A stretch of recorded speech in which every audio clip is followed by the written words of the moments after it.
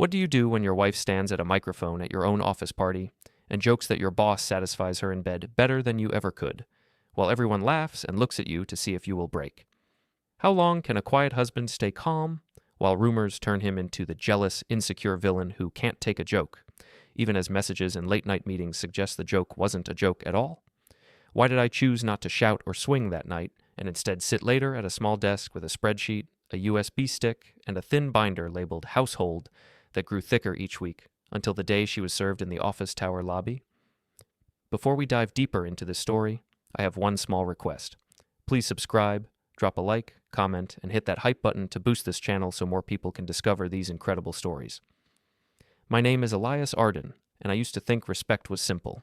You treated your partner with care in private and with even more care in public because other people were always watching and learning how you really felt. I work as a logistics analyst in a distribution company, and so my days are built around clear labels and simple facts. A pallet is either on the truck or it is not.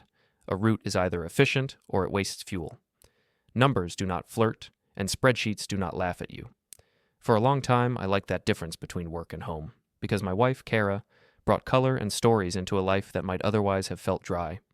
She joined the marketing department at my company 2 years after I started there, and at first I believed it was a good thing to share a building and a life. In the early days, we joked that we were a team at work and at home, two halves of the same machine. Kara said in indirect speech that she would make the brand look good, and I would make sure deliveries reached the stores on time. I believed her, because back then she still spoke about us as a pair. It changed slowly in ways that were hard to see until they became large. She started going out more with her colleagues after work, calling it team bonding and networking. She came home smelling like perfume and bar food, full of stories about how funny our boss Damon was when he relaxed and had a drink. She said that he trusted her more than almost anyone in the department and that they could talk about anything, even about relationships. The first time I felt something twist inside me was a normal night in our small kitchen. I was rinsing plates while Kara sat on the counter with a glass of wine in her hand, her heels still on, her cheeks a little red from alcohol and praise. She told me in indirect speech that Damon had joked about how hard it must be to balance a marriage and a career, and how he had told her she deserved to feel wanted and admired. She said she had teased him back and told him that at least one man in the company knew how to make her feel important, because at home her husband was always tired and busy with spreadsheets. She laughed as she said it, like it was the funniest thing in the world. I did not shout or slam anything. I just asked, slowly, what exactly she had said and who had heard it. She rolled her eyes and said that it was just bar talk, just a silly line in front of a few coworkers who understood her humor. She told me that I was being dramatic to even ask, that I should trust her, and that it was nice to feel appreciated by someone who saw her potential. I listened and nodded, but inside I felt a small crack appear. It was not jealousy of Damon. It was a sharp awareness that my dignity had been placed in a stranger's hands and turned into a toy. Later that night, after she fell asleep with her phone still in her hand, I sat down at the small desk in the corner of our bedroom. It was the spot where I kept my laptop, some old notebooks, and a jar of pens. I opened a fresh spreadsheet and typed a simple title at the top. Nothing dramatic, just a word that would mean something only to me. In the first row, I created columns for date, event, Kara's version, what I saw, and witnesses. Then I filled in what I knew about that evening. The after-work drinks, the joke about Damon and appreciation, and the way she had dismissed my concern. When I finished, I saved the file under a plain name and closed the laptop, feeling both ashamed and relieved that I had written it down. The next weeks followed a pattern. Kara stayed later at the office, saying in indirect speech that Damon needed her help with last-minute presentations or that the team was celebrating another campaign. At work, I saw them moving through the open-plan floor like magnets. She would lean on the edge of his desk, her hand resting on his chair, while he tilted his head back and laughed at something she said. Coworkers began to notice, and little jokes took shape around them. People said Damon had a favorite, and that Kara could get any budget she wanted as long as she batted her eyelashes. When I passed, the jokes sometimes shifted into silence for a few seconds, then started up again after I had gone by. I tried to give them both the benefit of the doubt. I reminded myself that office talk is often stupid and that people like to exaggerate. Still, every time I heard my wife's name and Damon's name in the same sentence with a wink, I felt my jaw tighten. I did not forbid her from going to events, and I did not file a complaint. I simply watched and added small lines to my spreadsheet at night, like someone mapping a slow-moving storm. Dates of late returns, mentions of jokes, names of people who laughed.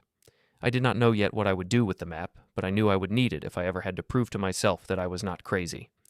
When I tried to talk to her again, she treated it like entertainment. One evening she said in indirect speech that she had told her coworkers about how fragile I had become and how I could not even handle a little flirting. She painted a picture of me as a man who clung to her and could not bear the idea that she was attractive to other people. She added that Damon thought it was sweet in a sad way, and that he had told her some men just were not built for modern marriages. She smiled when she shared that part, as if Damon's opinion of my character should matter to me. I felt a deep heat climb into my chest, but I only said that respect had nothing to do with modern or old, and everything to do with basic lines. When I mentioned this to my mother, Margot, during a quiet coffee at her apartment, she listened without interrupting. Then she told me in her calm way that jokes which make one person look small often hide a deeper truth that someone is trying to say without saying it. She suggested that if I felt like the story kept changing depending on who was in the room, I should keep my own record of what actually happened. She did not tell me to leave or stay. She told me to take my own mind seriously. On the other side, Kara's mother, Sonia, responded very differently when she heard about the tension.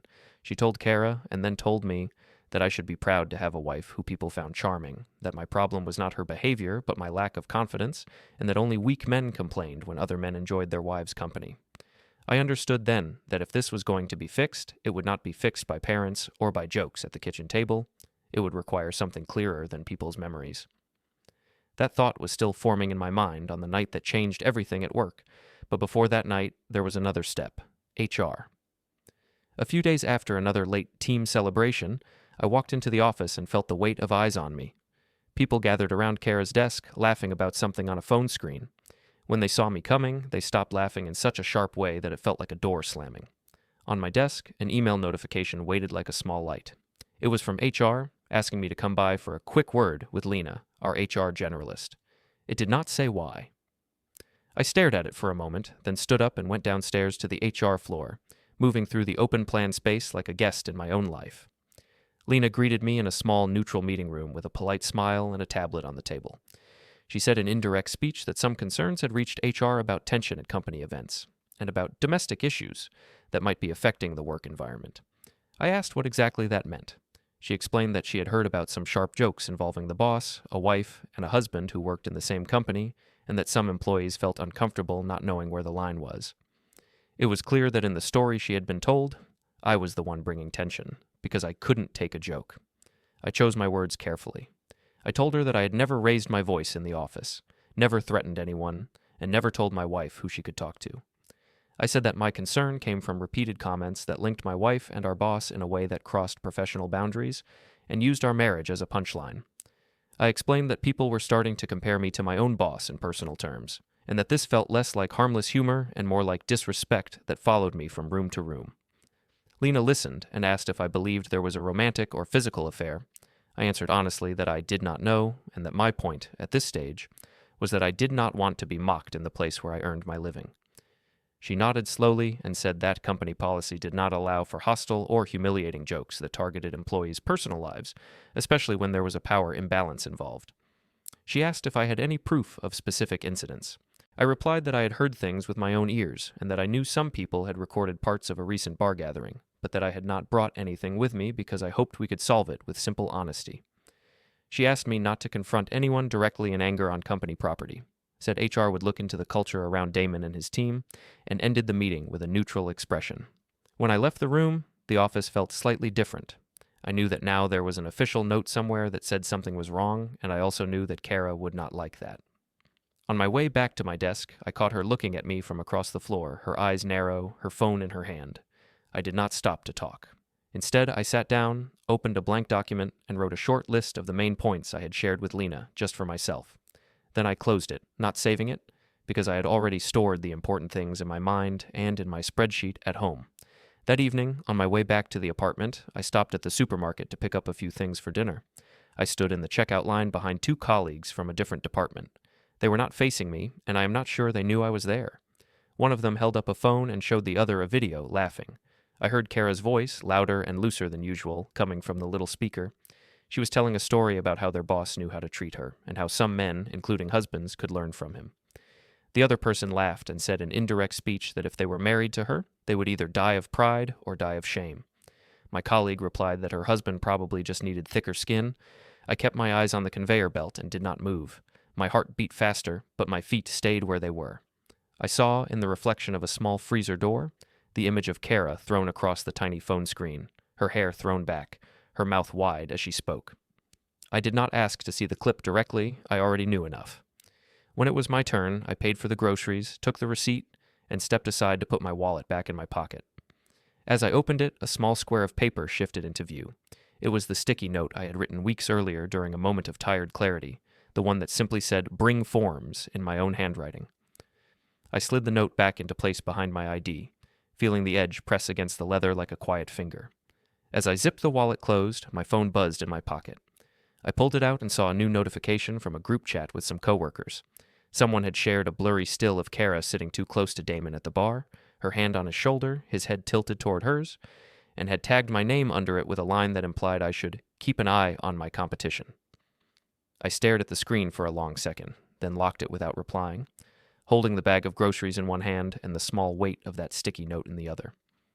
When I got home from the supermarket that night, Kara was already sitting on the couch with the TV on low and her phone bright in her hand. She told me in indirect speech that the company had finally confirmed the date for the big annual office party, and that there would be an open bar, a rooftop view, and a microphone for toasts. She added that Damon had asked her directly if I was coming, and that she had promised him I would be there, because she was tired of me making her look like she had something to hide. I said I had never asked her to hide anything, only to keep our marriage out of other people's jokes. She shook her head and said I was trying to control her job. She also said that if I refused to go, everyone would assume the stories she told about my jealousy were true. I stood there in the doorway with my work bag still over my shoulder and realized that if I stayed home, her version would become the only version anyone knew. In the end, I agreed to go, not because I wanted to drink under bright lights, but because I needed to see with my own eyes how far she was willing to go in front of a crowd. The night of the party, the hotel ballroom the company had rented was already buzzing when we arrived. Colored lights washed over the walls, music thumped under people's voices, and a tall mic stand stood at the front near a small stage. Tables were covered with white cloths and scattered with corporate-branded pens and cheap decorations. As we walked in, Kara slipped away from my arm almost immediately and moved toward Damon, who stood near the bar shaking hands and laughing. She slid into the space beside him like a piece that had been waiting for its slot, touched his elbow, and said something that made him throw his head back. When she introduced me to a group of people, she described me in indirect speech as the serious husband who kept her grounded, the one who counted the boxes, while she made the world look nice. People smiled politely, but a few of them exchanged a look that said they had heard the joke before. For a while I stayed near the edges of the room, talking quietly with a few coworkers from my department about normal things. Delivery targets, scheduling headaches, a broken scanner. Every so often my eyes drifted to where Kara and Damon moved from group to group. At one point he rested his hand on her lower back as he steered her toward the bar, and though she could have stepped slightly away, she did not. When the official part of the evening began, a senior executive took the microphone and gave a short speech about growth, teamwork, and the usual phrases that sound impressive and mean very little. People clapped, a few glasses were raised, and then the tone shifted. Damon suggested in indirect speech that, since this was their chance to relax, key team members should come up and say a few light-hearted words, just for fun. A couple of managers made harmless jokes about deadlines and printer jams. Then one of the marketing team, already drunk, shouted Kara's name and started a short chant. Others joined in. Damon held out the microphone toward her with a grin, as if offering a dare. Kara hesitated in a way that looked more like performance than real reluctance, then took the mic and stepped up onto the small stage. She swayed slightly in her heels, smiling like a person who has found her favorite kind of spotlight. She started by thanking everyone in indirect speech for working so hard and for putting up with long hours and last-minute changes. Then she turned her body toward Damon, who stood a few steps away with his drink in hand, and said that some people in this company not only knew how to lead at work, but also knew how to satisfy a woman better than others ever could. There was a short silence, like a breath being held, and then she added, still into the microphone, that at least one boss in this room knew how to make her feel more fulfilled than her own husband did in any department, even the one that mattered most at night. The words were simple enough that a child could understand them. The meaning did not need detail. Laughter burst from certain corners of the room, loud and sharp. Some people clapped, some covered their mouths with their hands, looking at me and then looking away. Damon lifted both hands as if to say she was going too far, but he was smiling, the kind of smile a person wears when they enjoy attention but want to look polite. In that moment, my chest felt hollow, as if my ribs were empty. I did not move toward her. I did not shout her name. I did not throw anything. I stood near the back wall with a plastic cup of soda in my hand and watched my wife turn our private life into a public measuring stick for our boss. I noticed movement beside me and saw my coworker Khalil holding up his phone, recording. His eyes were bright with the thrill of catching something outrageous. He glanced at me as if asking whether he was about to film a scene of jealous husband rage. I gave him nothing. I kept my face still, my jaw steady, and let my heartbeat pound against my ribs without giving it a voice. When the laughter died down, Kara joked that everyone needed to relax and that she was just being edgy, that good leadership should always leave people satisfied. She handed the microphone back and walked down from the stage, accepting slaps on the back and whispered comments. A few people glanced at me with a mix of pity and curiosity, like I was part of the entertainment.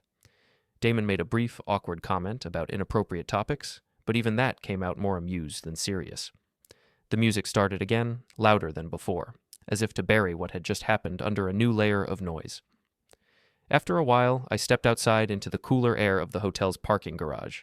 The concrete walls and dim lighting felt more honest than the bright ballroom. I leaned against a pillar and took a slow breath. A minute later, Khalil came out, his tie loosened, his phone still in his hand.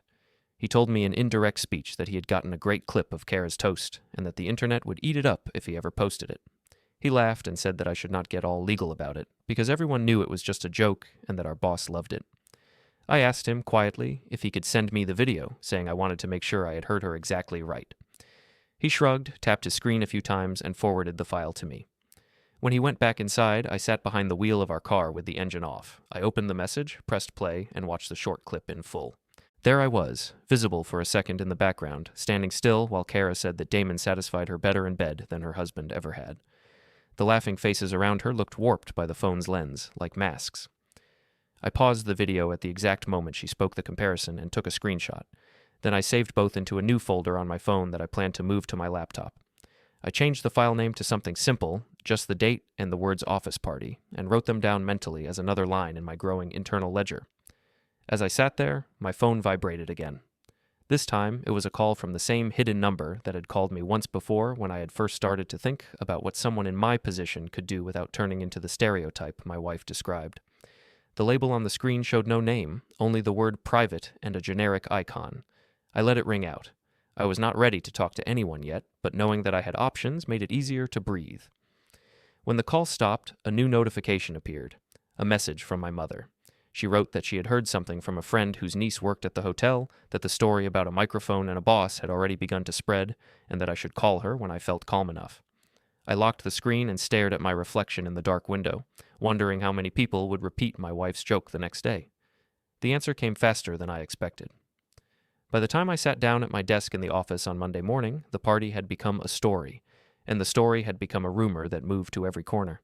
People passed each other in the hallway with knowing smiles, whispered lines that started with, "Did you hear what she said?" then cut off when I approached.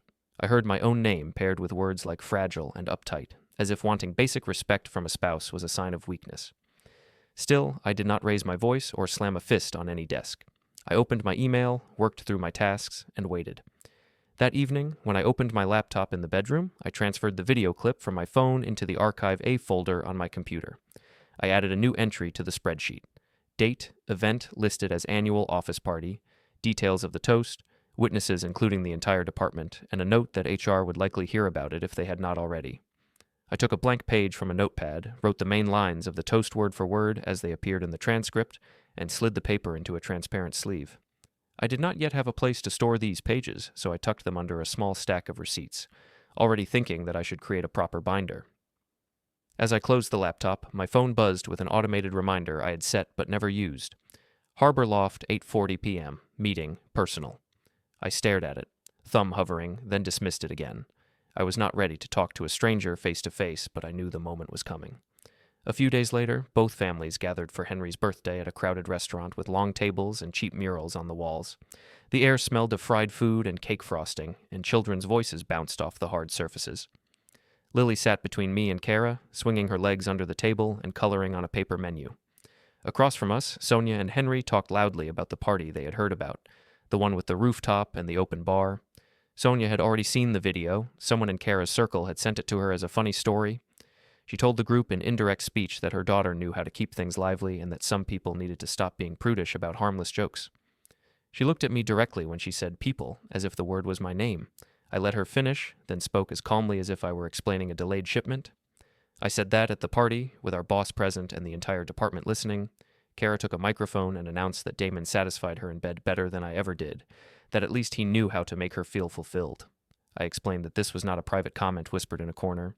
It was a recorded announcement made under company lights, with cameras up and HR already aware of tension. I added that the video existed in more than one phone, and that people had already started repeating the line at work and online. Kara rolled her eyes and said in indirect speech that everyone knew she was joking, that she was simply hyping up her boss the way any good marketer would, and that I was taking everything too literally. She said she had told her friends how jealous I was, and that they all agreed I needed to grow a sense of humor. Sonia clapped her hands lightly on the table and stated that real men were not afraid when other men appreciated their wives. She said I should be proud to have a wife who lit up a room, and that by sulking, I was embarrassing her and damaging Kara's career. Margot, who had been quiet until then, set down her fork and looked around the table. She said, in a soft but steady voice, that respect is not an old-fashioned idea, and that publicly using a spouse as a punchline about satisfaction crossed a line no matter what year it was. She asked how Henry would feel if she stood up at a family reunion and announced that his boss or his coworker satisfied her more in bed than he did, and whether anyone at this table would still call it just a joke. Henry flushed and muttered that they were mixing private and public too much, that this was not the time or place. Jonah, who had seen the clip himself, admitted that when he watched it again without the party noise, it sounded harsher than he had first realized. Lily looked from face to face as the conversation grew tight, her pencil resting on the paper. After a while, the waiters brought out the cake, everyone sang for Henry, and people forced their expressions back into party shapes. But the tension stayed, coiled around the edges of the laughter. When we left the restaurant, the air outside felt cooler. The next afternoon, I took Lily to the park, partly because she had asked, and partly because I needed to see her in a place where nothing was being recorded. We sat on a bench near the playground, watching children run between swings and slides. For a while, Lily talked about normal things, a classmate with a new backpack, a drawing she wanted to finish, a school project about the solar system. Then she went quiet and picked at a loose thread on her sleeve. She said in a small, careful voice that some kids at school had been talking in indirect speech about how her mom loved their boss more than her dad, and that one boy had asked if her parents were fighting because of a video with a microphone. She asked why Mommy had said something about beds at a party, and why I slept on the couch the night after the event. I felt something in my chest tighten, but I kept my tone gentle. I told her that sometimes grown-ups say things they think are funny, but those things can be very hurtful, especially when they make someone they love look small. I said that what her mother had said at the party was not okay, not because I wanted to control her or her job, but because she had turned our marriage into a joke for other people. I added that none of this was Lily's fault, that we both loved her, and that we were trying to figure out how to treat each other in a way that matched the promises we had made. She looked up at me and asked if we were going to stop being a family now. I took a slow breath and told her, in indirect speech, that we would always be her parents, and that she would always be loved, but that sometimes parents had to make serious decisions when one of them kept crossing boundaries. I promised her that I would not shout or break things, and that I would not disappear without telling her what was happening. I told her that when she grew up, I wanted her to look back and see that at least one adult in her life chose honesty and calm over pretending. She nodded slowly, still looking uncertain, then slid off the bench and ran toward the swings, calling for me to watch. As I watched her rise and fall against the sky, my phone vibrated in my pocket. I took it out and saw a calendar notification fill the screen. Stonebridge Co-work, 11:20 a.m. Meeting, personal. This was not the first time I had created that reminder, but it was the first time I looked at it and did not feel like dismissing it. I stared at the words for a long moment, listening to Lily's laughter and the creak of the swing chains. Then, instead of deleting it, I tapped to confirm the time and slid the phone back into my pocket, knowing that the next step would not happen at a party or at a family table, but in a small, quiet room where stories had to line up with facts. A few days after the park, I walked into the co-working space at Stonebridge with my stomach in a tight knot but my face calm. The building used to be a warehouse and still smelled faintly of dust under the coffee and fresh paint. I checked in at the front desk and followed a young assistant down a corridor lined with glass-walled rooms. She led me to a small space with a table and 2 chairs where a neutral-looking person sat with a tablet and a notepad. They greeted me in a professional tone and asked what had brought me there. I sat down, folded my hands on the table, and began to lay out the story like inventory. I said in indirect speech that my wife and I both worked for the same company, that she had become close with our boss, and that her humor at work had turned our marriage into a public joke. I mentioned the late nights, the bar stories, and finally the office party, where she had stood at the microphone and announced that our boss satisfied her better than her husband did, in front of the entire floor. I explained that the moment had been recorded and passed around, that HR was aware of tension, and that family on her side had framed me as the jealous villain who could not handle a modern marriage. I emphasized that I had not shouted, thrown anything, or tried to harm anyone. I told them I had a daughter who was already hearing pieces of the story on the playground and asking me why kids were saying her mother loved the boss more than her father. I said my main goal was to protect my relationship with my child and to protect my dignity, and that I wanted to know what lawful steps existed if I decided that this marriage could not continue. The person listened without judgment, occasionally tapping on their tablet or jotting notes. They then laid out, in calm and simple language, what my options looked like. They spoke about the possibility of a formal petition to dissolve the marriage, temporary arrangements around money and the apartment, and a parenting schedule that would give structure to Lily's life instead of leaving it at the mercy of mood and gossip. They did not tell me what to do. They made it clear that they were describing paths, not pushing me down one. When I walked out of Stonebridge into the daylight, the world outside looked the same, but something inside me had shifted. Until then, I had been clinging to the idea that if I stayed calm long enough, Kara would wake up one day and understand what she had done. Now I understood that maturity did not mean waiting forever. It meant choosing a response that matched the damage and that did not make things worse for the one person who had no control over any of this, Lily. On the bus ride home, I opened the Notes app on my phone and wrote a simple list. I wrote legal options, then underneath, not yet, and under that, keep collecting. I saved the note and slipped the phone back into my pocket, feeling the familiar pressure of the sticky note against my wallet as I shifted on the seat.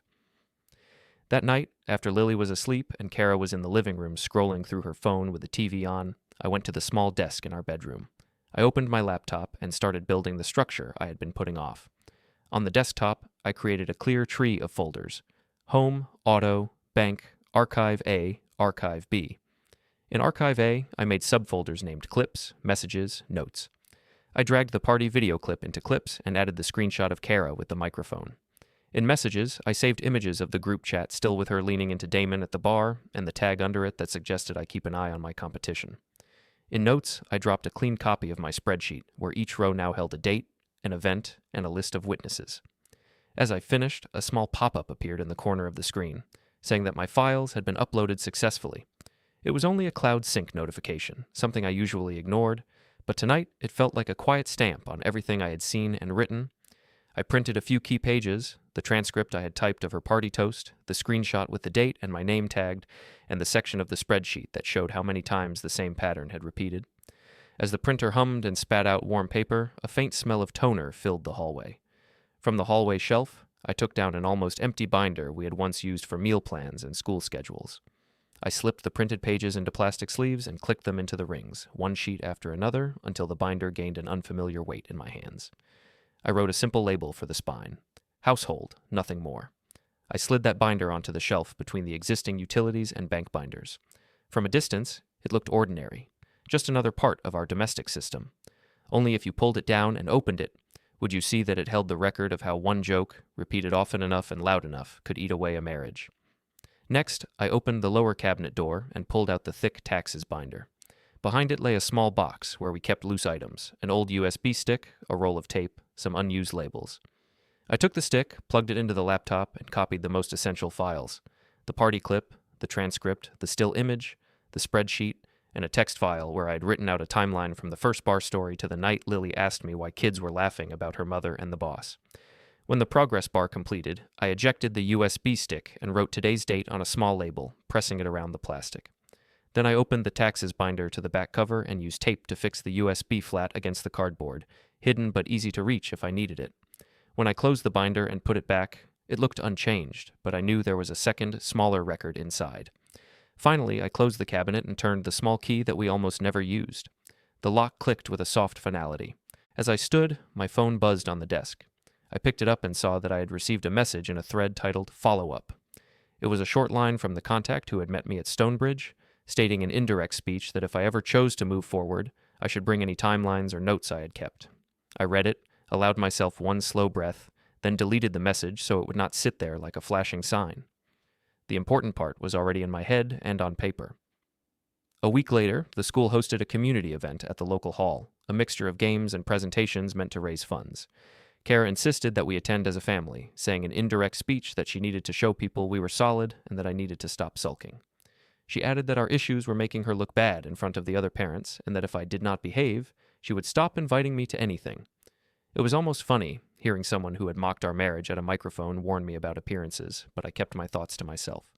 For Lily's sake, I agreed to go. The community hall was noisy and cramped, full of folding tables with baked goods, kids running between activities, and parents making small talk. Kara moved through the crowd as if she had never been anything but adored, complimenting other mothers on their outfits, laughing with a group of fathers about sports and work. At some point, I heard my own name from across the room and looked over to see her standing with a small circle of parents. She was telling them in indirect speech that her husband had gone through a phase of jealousy over a silly office joke with their boss, that she had to drag him to the party because he made everything about his feelings. She rolled her eyes and said she hoped he would eventually realize she was only being playful and that he was the one making it serious. A few people chuckled politely. One or two looked at me with that same mix of pity and curiosity I had seen at the ballroom. I walked over and joined the circle. My heart was beating hard, but my voice was steady. I said that I did not want to argue in front of the juice table or the raffle tickets, but that since my name had been brought up, I needed to be clear. I explained calmly and without raising my tone that at our office party, with our boss and all our colleagues present, Kara had taken a microphone and told them that he satisfied her more than her husband did. I said the joke had been recorded, shared, and repeated, and that HR had already spoken to me about tension. I mentioned that children at school were now repeating parts of that story to my daughter. I added that I was done trying to fix this in the middle of social events or in front of cake stands. Kara started to protest, saying in indirect speech that I was twisting things and making her look bad, that everyone knew she was just dramatic. I did not meet her anger with anger. I simply said that from this point on, I would handle everything properly. In the places where stories were written down, checked against evidence, and settled, not scored for laughs. I told the group that this was all I would say there, and that I would not discuss my marriage in any more school halls. Then I stepped away. As I moved back toward the corner where Lily was painting, my phone vibrated quietly in my pocket. I pulled it out and saw the alarm I had set earlier slide across the screen. Paper drop 3:45 p.m. I silenced it with my thumb, slipped the phone back into my pocket, and looked up to see my mother standing near the doorway, watching me with a small, steady nod. For the first time in months, I felt that I had said exactly enough. The day everything changed at the office did not look special on the calendar. It was an ordinary weekday, gray sky, light traffic. By then, the private steps between that alarm and the morning had already happened. Meetings where I brought my binder, sessions where timelines were reviewed, and forms that turned my notes into a formal path with real dates. I did not need to relive each signature. It was enough to know that when I walked into the office tower lobby that morning, the process had already shifted from my mind into the world. The lobby was bright and echoing, with high ceilings and polished floors. Security gates clicked softly as people scanned their badges. Lifts chimed as they opened and closed. I stood near a pillar with a takeout cup in my hand, wearing my usual work badge, looking, I hoped, like any other employee taking a moment before going upstairs. My heart pounded faster than usual, but my face stayed neutral. I had chosen this place on purpose, the same building where she had turned our marriage into entertainment. If our ending had to become public, it would be public in a different way. A little after 9, Kara walked through the revolving door. She wore a sharp blazer and carried her laptop bag, her hair styled the way she liked for big meetings. Her visitor badge from a recent offsite still hung on her bag like a charm. She was on her phone, telling someone in indirect speech that she had a meeting with Damon and HR about party optics, and that she needed to make sure nobody exaggerated what she had said. She sounded confident, almost amused, as if she believed she could manage this scene too. She moved toward the seating area near the glass wall and sat down, scrolling through messages. A man in a simple jacket entered the lobby and approached the reception desk, spoke briefly to the guard, then turned and walked toward the seating area. He carried a slim folder in his hand. I watched him stop in front of Kara and say something in a calm voice. He asked if she was Kara Arden. She nodded without looking up from her phone at first, then raised her head with a polite, impatient expression, assuming he was a courier or someone asking for directions. He opened the folder, took out a sealed envelope, and told her that he had legal documents for her, related to a petition for dissolution of marriage and temporary financial and custody orders. The words felt both surreal and completely solid. There were no jokes in them, no dramatic phrases, just clear terms. The lobby noise did not stop, but it faded in importance. Kara stared at the envelope as if it might explode. She took it from his hand, her fingers stiff, and ripped it open without moving from her seat. Paper slid partially out, and her eyes began to move down the first page. I watched from my place beside the pillar as her expression shifted from confusion to shock. She reached the sections about the apartment, about accounts, and most of all, about a parenting schedule for Lily that did not rely on her mood or on whether she was busy impressing a room. The man turned away from her and walked toward me. His voice stayed professional but quiet as he asked me to confirm my full name for his note. I gave it. Elias Arden. He checked something on his folder, then said that service was complete. That was it. No speeches, no crowd. Just a simple statement that the process now existed in the world, independent of Kara's stories. He walked back toward the revolving doors and left the building, already on to the next errand in his day. Kara got to her feet and turned, finally seeing me near the pillar. For a moment, she looked like someone who had been pushed out onto a stage she did not ask for. She walked toward me with the papers trembling in her hand. Her voice came out low and sharp as she asked in indirect speech how I could do this to her here, in front of her colleagues, in the place where she had built her reputation. She said I had humiliated her at her work, that I was proving to everyone that I was petty and vindictive, that I was taking one joke and destroying a family with legal tricks. I listened until she stopped for air. Then I answered in the same measured tone I used when explaining a late delivery to a client. I told her that the first humiliation did not happen today. It happened on the night she picked up a microphone and told our boss and coworkers that he satisfied her more than her husband ever did, and then laughed when the room turned toward me. I said that when she repeated and defended that joke to her friends, her parents, and even to other parents at school, she chose her performance over our marriage. I explained that what had happened today was not a performance. It was simply the moment when those choices were placed on paper so they could be dealt with in a place where laughter had no power. I added that our daughter would one day be old enough to ask why things ended, and that I wanted to be able to show her that I had not matched cruelty with cruelty, or noise with noise. I wanted to show her that I had stayed calm, recorded the truth, and used the tools that existed to protect her and myself when respect was gone. Kara shook her head, her eyes bright with anger, and said in indirect speech that I was making her look like a monster. I did not argue with that word. I only said that she had made herself look like whatever she had wanted at the microphone, that I had not put those words in her mouth, and that what she chose to be now was up to her. A few coworkers passed nearby, pretending not to look, but their eyes glanced at the envelope in her hand, at my steady posture, at the tension between us. I did not raise my voice or ask for sympathy. I had not come for their approval. I had come to finish what I had started at the desk in our bedroom on the night I first typed a date into a spreadsheet. I let the silence sit between us for a moment longer, then I stepped away. As I walked toward the security gates, the automatic doors at the far end of the lobby slid open for someone else, letting in a breath of outside air. The elevator bell chimed above me, and my badge beeped softly as I passed the scanner. Behind me, I could still feel the weight of Kara's stare and hear the faint rustle of legal paper in her hand.